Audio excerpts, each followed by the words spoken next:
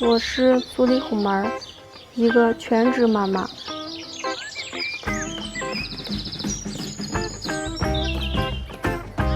有一个懂事听话的孩子。不玩了，不玩了，快上去，快，玩什么玩？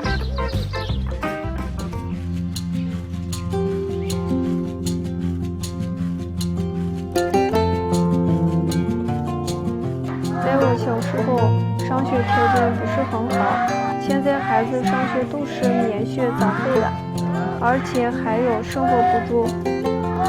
现在的生活条件越来越好，家长们对孩子的教育呢也很看重。现在我们学校很多老师都是西部支援过来的，这样呢，孩子可以接受更多的、更好的、更多元化的教育。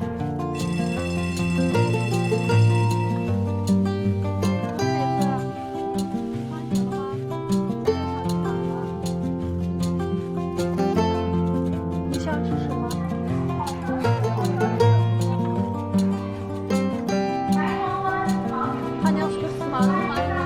以前我们买菜很不方便，就是菜市场也很小。